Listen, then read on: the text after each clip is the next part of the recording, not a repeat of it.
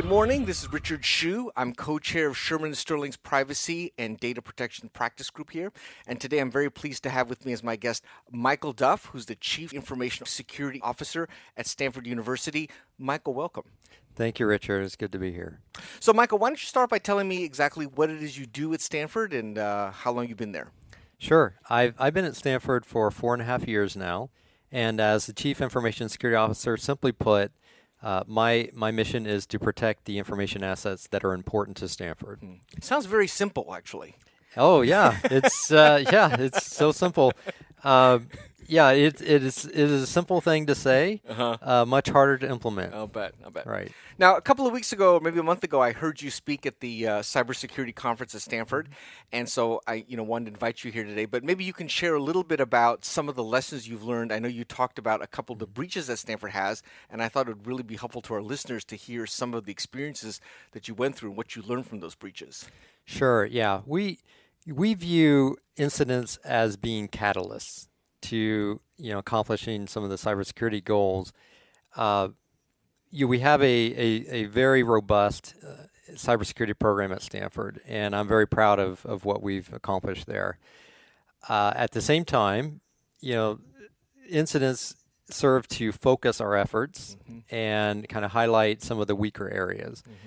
So we've had our share of significant incidents over the years, and I'm happy to talk about those today. That'd be great. Do you want to pick one and share Sure. some of what you learned from that? That'd be great. Well, let's start with the one we had in the summer of 2013. Yeah. And that's where, it was a normal day. Came in the office, and one of my IT colleagues walked down the hallway and said, "Michael, I believe our Active Directory infrastructure has been compromised." And those are words you never want to hear from your IT colleagues, because the Active Directory infrastructure typically for an organization is kind of the crown jewels. If you get in there, then you pretty much have access to almost anything. Right. And so we looked into it. We quickly realized that it had been compromised. And I'll jump ahead a little bit to say that we learned later that it was a nation-state group out of China who is known for collecting and stockpiling credentials. So usernames and passwords is really what they're aiming for. So when we did the analysis later, we found that in the course of about 3.5 hours, they were able to take several steps from the initial, compromised accounts to getting, into our core infrastructure, and doing all that in 3.5 hours. Wow. So fairly impressive. That gives an indication of the sophistication of the team, even though each individual step wasn't necessarily that sophisticated in itself, but the pace at which they were able to get to their objective was pretty impressive. So that system contains the encrypted the hashed versions of the passwords. You're right.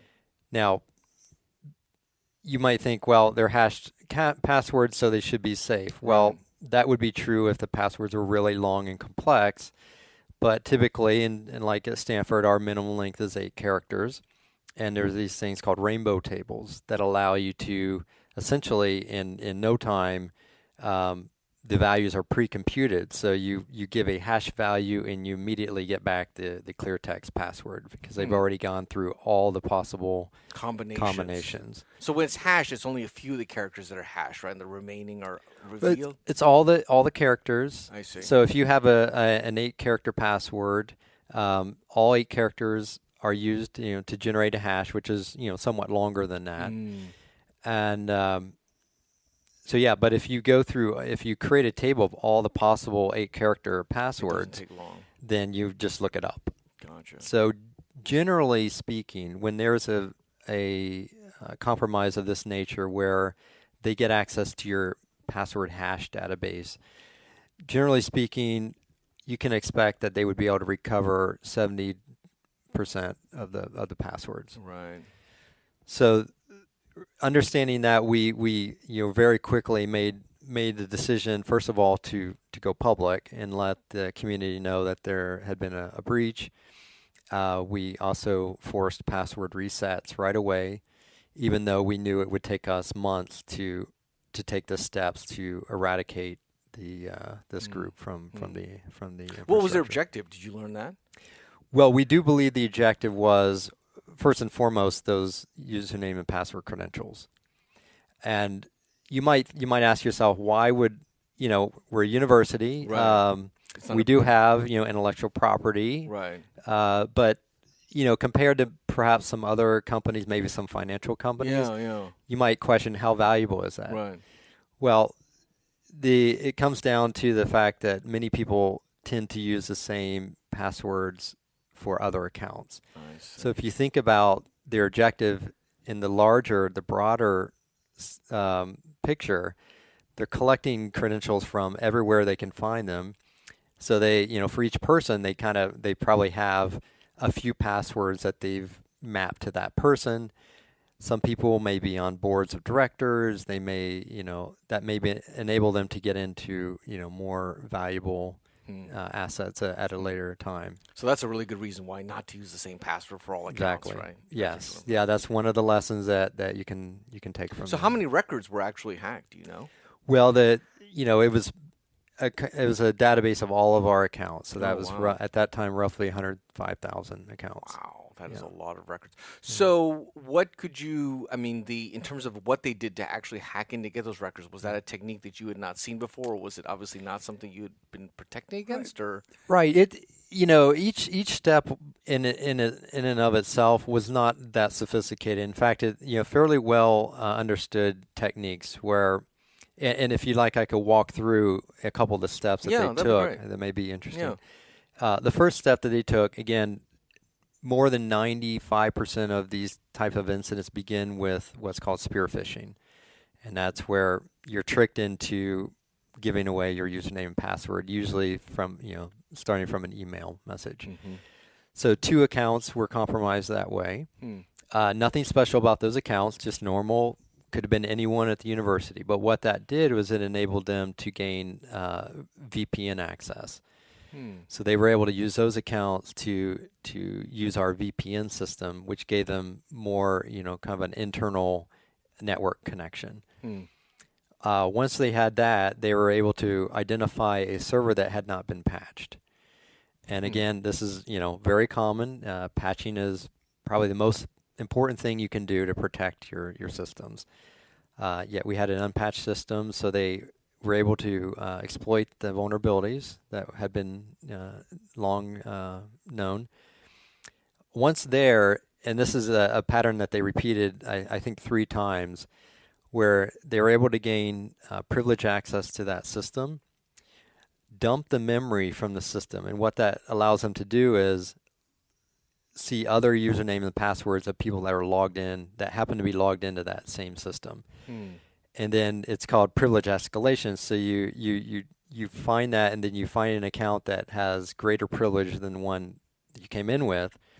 You use that account to log into another machine, dump the memory, hopefully find a more valuable user account, and then, and so on. And that's what they did until they found an account on one of the systems that they logged into that was actually a system administrator account that was able to log into our Active Directory servers. So since they were using legitimate accounts, Right. it's not like your system would ever detect that problem, right? Because they're all using legitimate accounts. Yeah, from that perspective, it is very difficult to detect that kind of activity. You often have to rely on something that's called anomaly detection. In other words, hey, this person logged in at 4 a.m. and that's very unusual for that person. That's usually the best you can hope for. The other thing that they employed that we since have put in better safeguards against is they employed, I think, 37 different pieces of malware in the course of this attack. And when you run malware on a system, you like to think that your antivirus would catch it, but it usually doesn't. sophisticated adversaries will test their malware against all all antivirus products out there, because why would they use something that's going to be detected? Right. So there's actually tools. There's one called Virus Total. You can submit malware. It's typically used for legitimate purposes. You get an infected file, you submit it to Virus Total. It checks it against all 10 or 20 of the top antivirus products, and tells you which one, if any of them match. So anyway, they use malware that didn't really trigger any of our antivirus protections. But if we had in place what's called application whitelisting, where you configure your machine to say, I only want these particular applications to ever run on this machine because I know what's supposed to be running, nothing else should be running. And that's the most effective tool against malware at this point. I take it that's what you've got now. That's what we have now. That's right. So and how many people do you think were involved in doing this? I'm just curious. What's the manpower it takes to do something like this? Yeah, that's a great question. It's hard to say. I would guess that this is probably a 3 or 4 person team. Okay, so it's not hundreds or anything like that. No, now in aggregate, yes. This particular group in China is well known. They have a lot of people.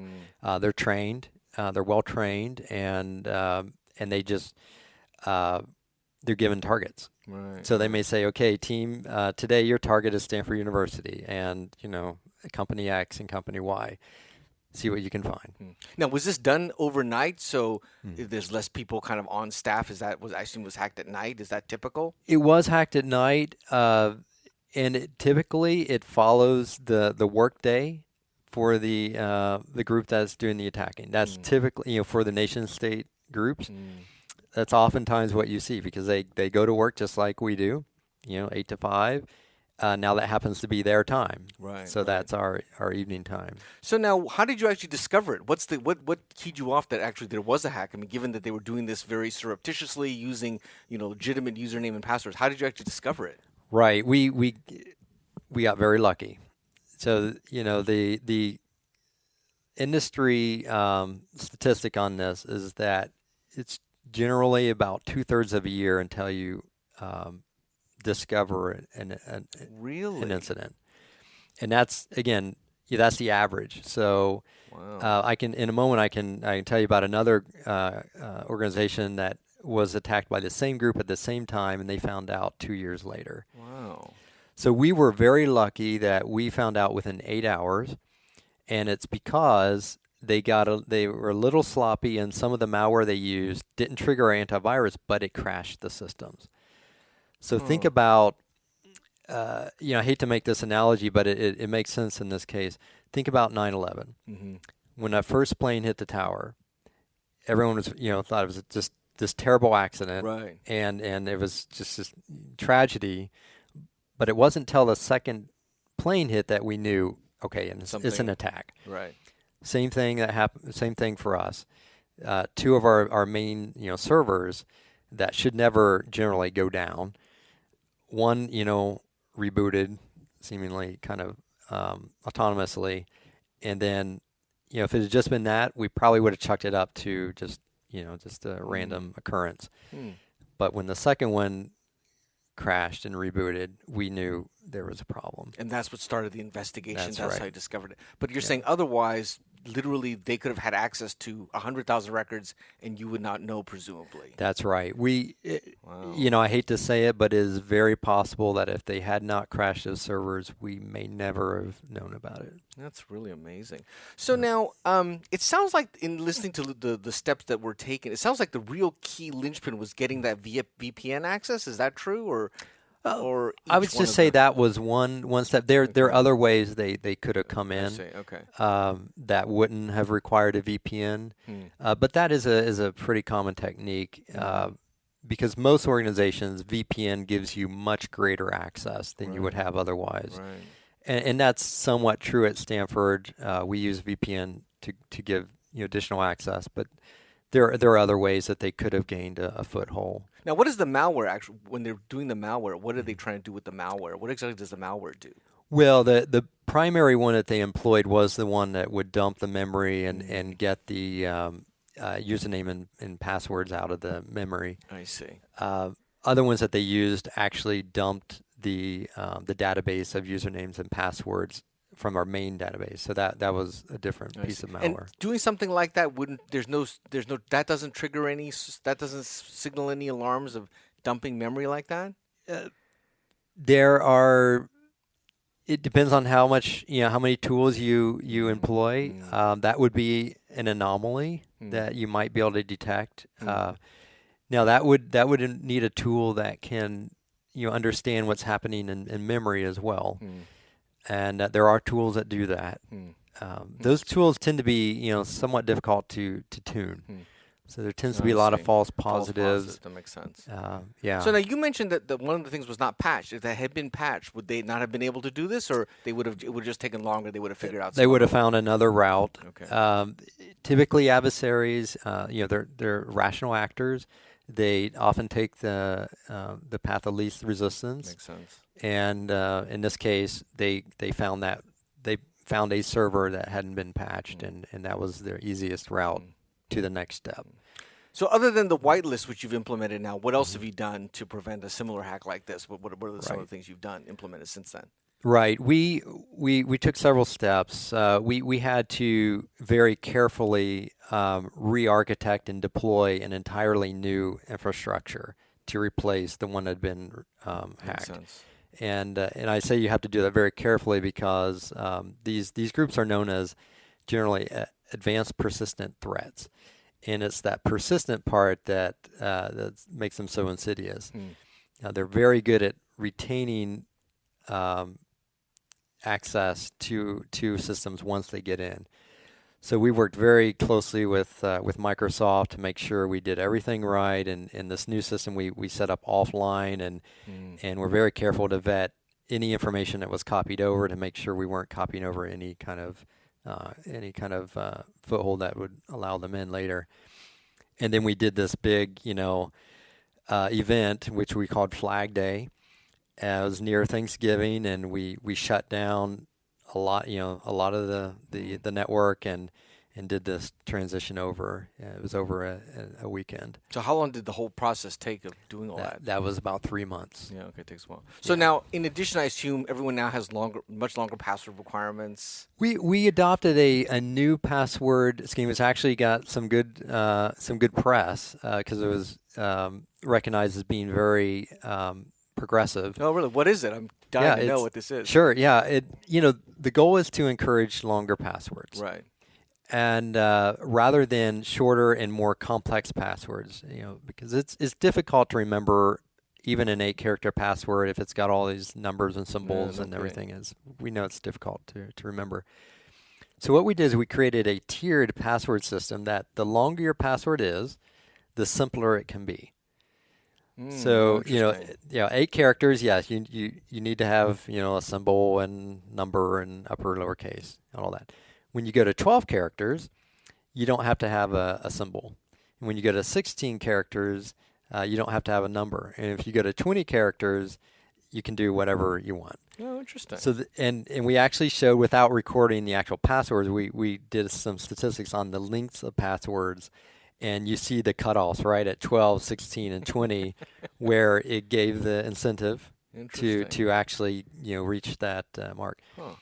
So that does make it much more resilient against these offline attacks. If they did get our database again, the longer passwords would be fairly safe against those attacks. Because it'd be harder to figure out what the combination is. Yeah. So what about two-factor authentication? Right. Is that also, you've implemented that as well? Or? We did. In fact, we were already in progress of doing that. And in fact, that would have blocked part of the attack. We were already in the process of doing that because of an earlier incident involving paychecks. And but this really, again, incidents as catalyst. This was a great catalyst to rolling out two-step authentication for the entire university. No one accepted. So students, faculty, and students. And to my knowledge, we were the first university on the planet to roll out two-factor authentication for everyone. And what do you use for your second factor? You can use your phone, SMS messages. There's an app that makes it really easy. You just tap a check mark and say yes, I'm logging in right now. I see. You can use a hardware token. You press a button, you get a code. Right. The app has a little button you can press to give a code in case you don't have internet access. So you can do that offline. So there are quite a few options, and it could actually call your telephone as well. Interesting. That's another option. So now, after they hacked all those records, do you know of any, were they actually able to use it to get in anybody's bank account, or did you learn of anything where they actually got anything of any substance from getting all those passwords and usernames? Right. To our knowledge, they were not able to use those credentials. Now, we did put out the message, hey, if you are, this is a great time to change your passwords and use different passwords especially for financial accounts. Right. Who knows how many, people actually took that step to change other accounts. I suspect there's still a good number of folks that haven't changed some of those passwords. So that's the advantage that these groups get. They get this very large stockpile of usernames and passwords. And many of those will be useful for several years. So even with for example, the two-factor authentication, that prevents them from being able to use it to hack into Stanford's account. Right. Of course, for other accounts, if they don't have that and the people use the same password, they're still vulnerable. Exactly. And that's why, today it's pretty well accepted that a username and password is no longer sufficient. And strong recommendation is to employ two-factor on wherever you can, especially bank accounts, Google, wherever you do your Amazon and so forth. Apple has that capability now. So for the 20, just to finish on the password thing, for the 20 letters thing, do you recommend? I mean, should that be like a sentence or a phrase, or what do you recommend for the 20? I'm just trying to think, what would I put 20 letters on? Well, that's been the traditional approach, where you think of a phrase or a set of words. Right. Now, so passwords are only as good as the password crackers. Right. So even if you came up with a good scheme, a certain phrase, if there's a password cracking tool that happens to employ that same approach, then it's not a great password. So, phrases from songs are not good choices, because those will be on the internet somewhere and someone has already created a hash for that phrase. So that's why it's good to at least include one, symbol or something, something that's not that you would, if you Googled it on the internet, you wouldn't find it. Right. Yeah, that's probably a good rule of thumb. If pick your words or your phrase and Google it on the internet, and if you find it, then it's probably not a good choice. But are you saying that a 20-letter password of regular words is just as safe or safer than a shorter password with funny symbols and garbled symbols? It's not. I wouldn't necessarily say that. Okay. But if let's take an example. If you came up with a phrase saying my password is, this is my password, and let's say that's your password. It's a pretty long, right? Right. But that's actually not a good password, because that's a phrase that is already in someone's database to try if they got your database of username and passwords. So in that case, an 8-character, more complex one would probably be safer. Right. But if you do another phrase that's has some different word combinations, or maybe include a symbol somewhere in there, that would be a fairly strong one. But again, I think we're past the days now where we're really talking about password strength. We really need to be thinking about these other stronger methods like two-factor. Right. Yeah. In fact, one thing we're rolling out at Stanford and over the coming months is we're taking the next step.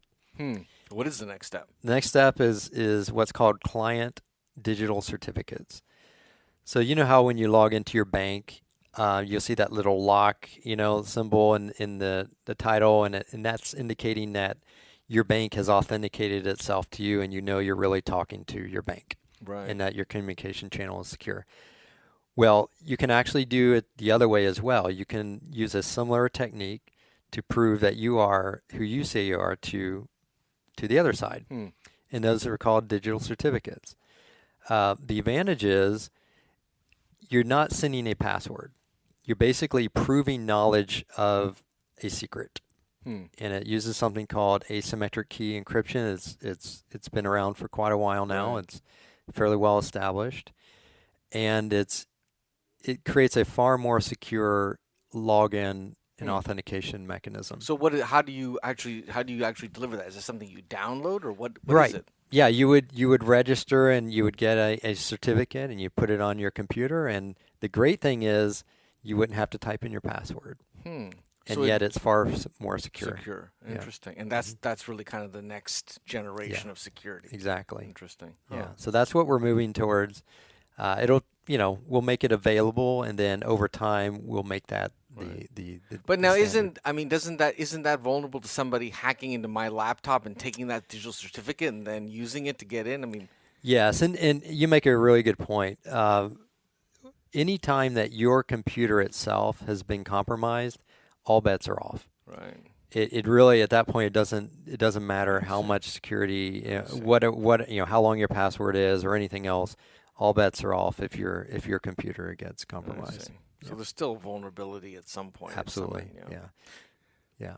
But the problem of phishing and the whole password thing and is largely addressed with that approach. Right. I see. Yeah. Interesting. Not to mention the user experience benefits. Not to mention that. Now, tell me about the other breach that you were alluding to. Well, the other one, we've had a couple more I can tell you about. Yeah. The one that I mentioned that kind of prompted us to deploy two-factor authentication on a larger scale was a scheme where it began with phishing again. You break into someone's account, and then you go in and you have knowledge of the university's systems, and you know that we have a system where you go in and you put in your direct deposit account number, for your paycheck. Oh, right. So someone's familiar enough with Stanford systems that they knew we had that, and that if they had someone's account credentials, they could log in and they could change that number to their own account. Oh, interesting. So that was actually had been happening a lot around that time, and we became aware of it because initially Somebody reported it, I assume. reported it because we had a mechanism that whenever that number changes, you get an email message saying, "Hey, the number's been changed." So we got those reports, and they said, "Hey, I didn't change it," and we looked into it and said, "Okay, yeah, it looks like your account has been hacked. So let's fix your password, and we'll get your direct deposit account number restored." A couple weeks later, the next payday, right? We at that time we were aware of the account numbers that were being used and where they were coming from, so we were watching for that. Right. So we saw more account numbers getting changed, yet we weren't hearing from anyone. So we were wondering, why not? Why weren't they seeing that email message and letting us know? Well, turns out that the hackers were quickly caught on to the fact that it generates an email message and that was alerting people to this change. So they would go in, make the change, then log into their email account using the same username and password, And delete the message. Wow. So they weren't aware. Boy. So anyway, we caught that, and we alerted these folks that their accounts had been compromised, and we fixed up the numbers. 2 weeks later, next payday, we see account numbers change again, and we wrote to someone and say, "Hey, your account's been account was been compromised. We fixed up your direct deposit account number, and we did that for you. We just wanted to let you know." Wrote back, "No, this was really me. I did this on so I would appreciate if you restore those numbers to where they were." At first we were scratching our heads, and then we realized it was actually the hackers that were responding to us. They were taking the time to respond to our emails to try to revert the change. Wow. So what that really impressed upon us is that, especially, the fact that most incidents now are financially motivated, that there was enough payoff in that hacking scheme that it was worth their time to carry on a conversation, an email, to try to get that paycheck. So they were basically routing somebody's paycheck into a nefarious account. A different account, yeah. Wow. And in that case, though, it sounds like you were actually watching it, right? Because you knew that they had done this. So right, we got that initial alert because of our email alerts. Again, if it weren't for that, someone would have lost some money. Right. But I'm very proud to say that through all this, Stanford we didn't lose a dime because we caught it in time. We reverted the numbers. And unfortunately, many other organizations have not been so lucky. And in fact, still today, almost every week I hear about another organization that gets hit by this same thing, and it's because they have not implemented two-step authentication yet. So what else? So that's basically that would solve this problem, because then they can't just get used to the account. Would it have helped if you had made, don't some organizations, for direct deposit changes, you have to fax them in or whatever? Would that have helped? That would have helped. Yeah, there's always that trade-off between usability and security. So in order to make this easy for people to update their numbers and get them in there, we just made it easily available to them online. Yeah. Especially when you're dealing with hundreds of thousands of employees, exactly, right? I mean, that's the other thing, is that when you scale it like that, I mean, that'd be a lot of faxes you have to deal with if you have to do it manually, right? Yeah, there's the scalability issue. Yeah, interesting. But that leads me to maybe a third incident I could tell you about. Yeah. And this is more recent. This was around tax time. So the big thing this year is W-2 forms and tax fraud. So this has been growing over the last few years, but really this year it just exploded, where these hackers would, even without a W-2 form, they would file a fraudulent tax return, hoping that they would get the return, and then they put in their own account number so they get the proceeds from the return. So anyway, we're fully aware of that trend. This year, we started to get reports from some of our personnel saying, hey, I got a notification from the IRS that my taxes were filed on my behalf and I didn't file them. Did this information come from Stanford? And we say, well, so the first thing I asked them is, I say, can you find out if they had your W-2 form information accurate?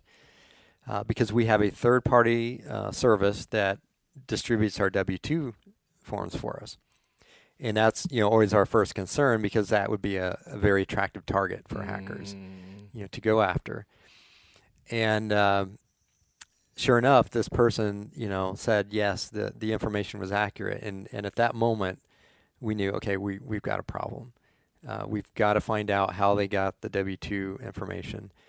So we did, we look into that with our W-2 provider.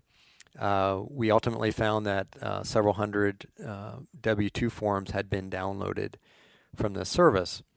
So you ask, how did that happen? Even 10 years ago, it was perfectly reasonable for people to log in to a system, a third-party system, using personally identifiable information that wasn't readily available, like date of birth, social security number, right, zip code, whatever, name. Now, unfortunately, that information is pretty readily available. It usually can cost you just a few dollars to get, someone's social security number or date of birth. In fact, many people volunteer their date of birth on social media, you can wish them happy birthday. Right.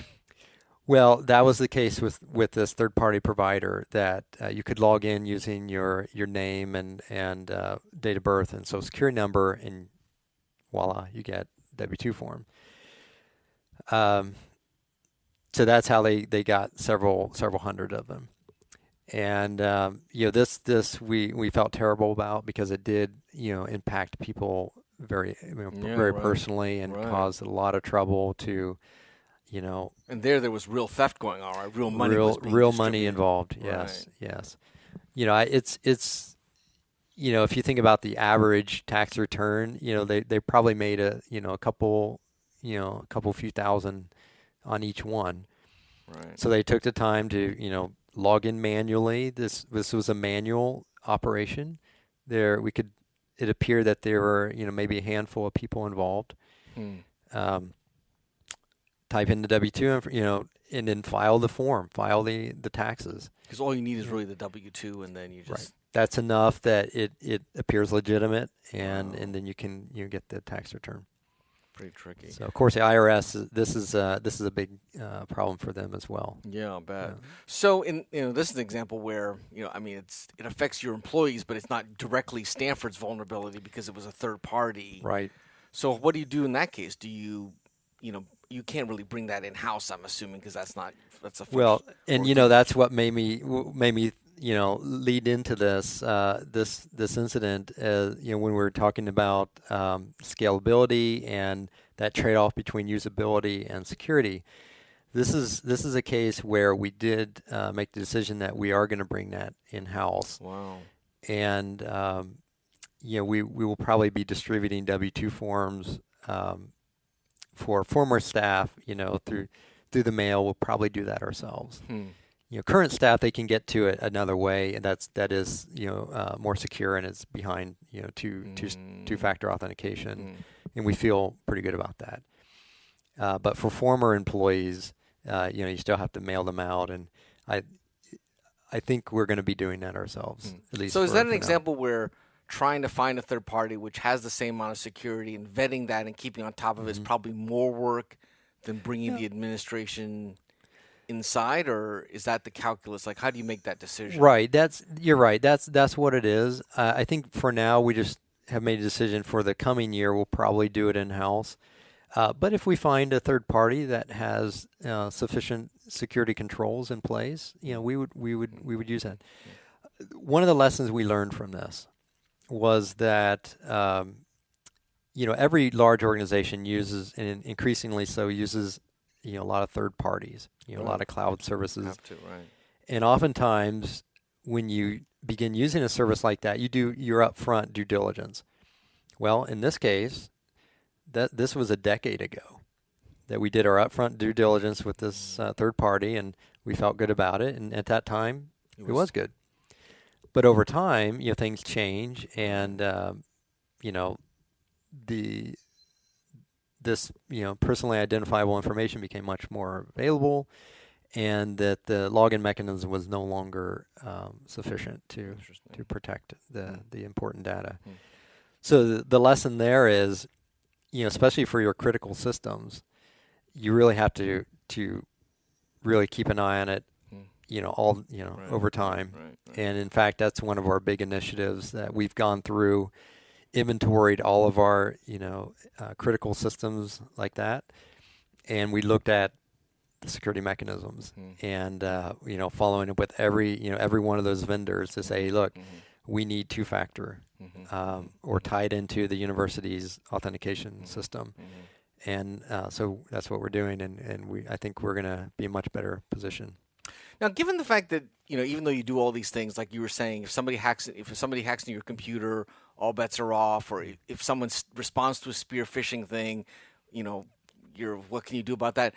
So, are you on pins and needles all the time? Because even if you've done everything that you can do from your internal side, there's so much more out there. You got 100,000 users out there you can't control. Is that something that keeps you up at night?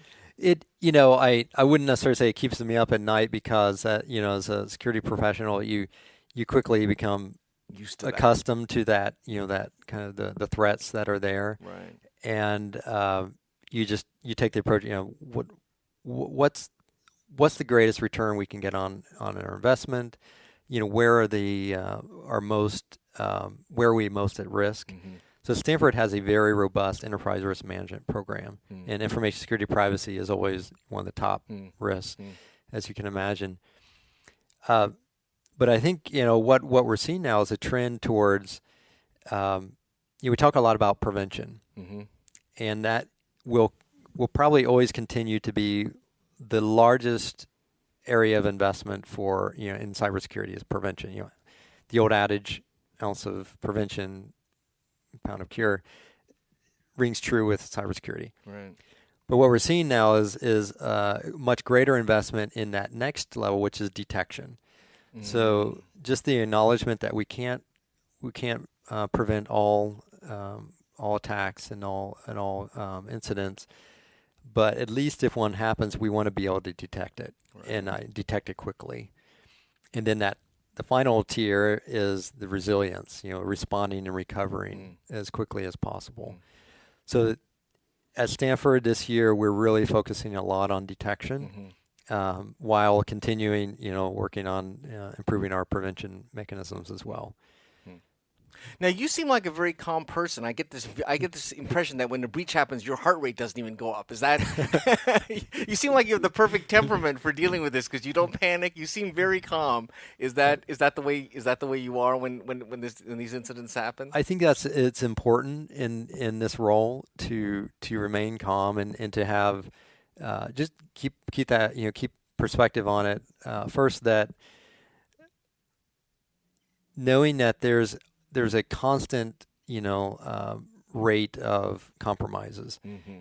Most of those are very minor ones. So think you might get adware on your computer. It pops up stuff, and those tend to be pretty minor, assuming your computer isn't hosting anything really important.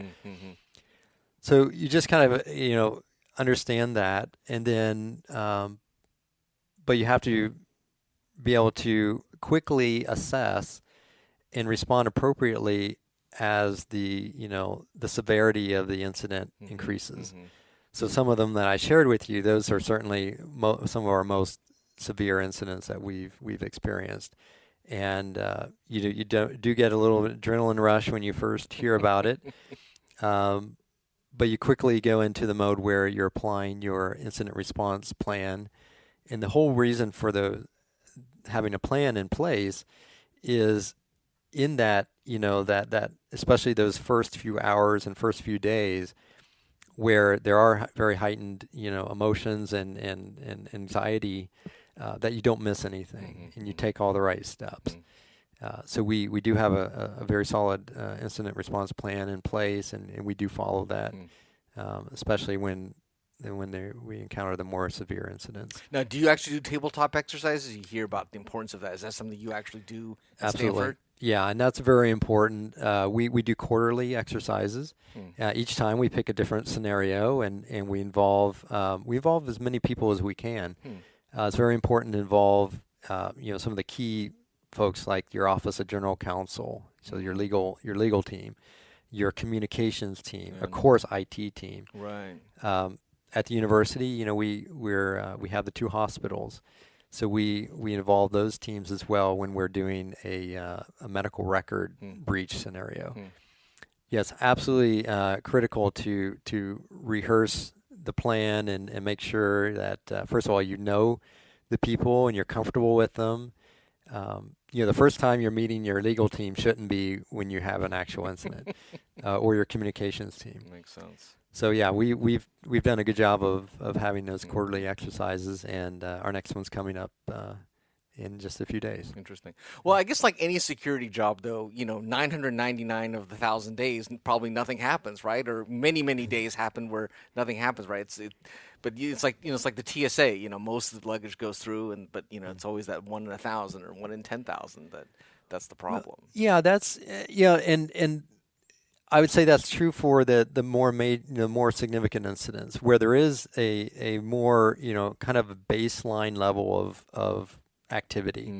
There's always probes. On a given day we probably receive 10 million probes looking for vulnerabilities. These are automated tools that anyone can run. They're searching for vulnerable machines out there, and when they find one, then they can try to compromise it. So there's, every day is kind of exciting from that standpoint, that there's always activity happening, especially a larger organization like Stanford and, more prominent one.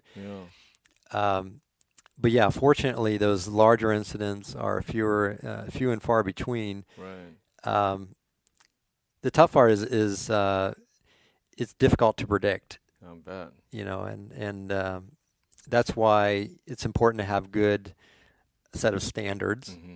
and a simple set of standards that you can promulgate throughout your organization and try to get a high level of adoption. Mm-hmm. And what that does is it raises the bar. Mm-hmm. It doesn't prevent all incidents, but it raises the bar. And how much time and effort and money the adversaries have to invest in compromising your systems. Now, in listening to you describe all this, even though this sounds like a really challenging job and you're trying to keep up with the bad guys, it seems like you really enjoy it. I mean, is that how you describe it? It sounds I like do. you actually really like this. I enjoy every single day. Huh. This is what I'm passionate about.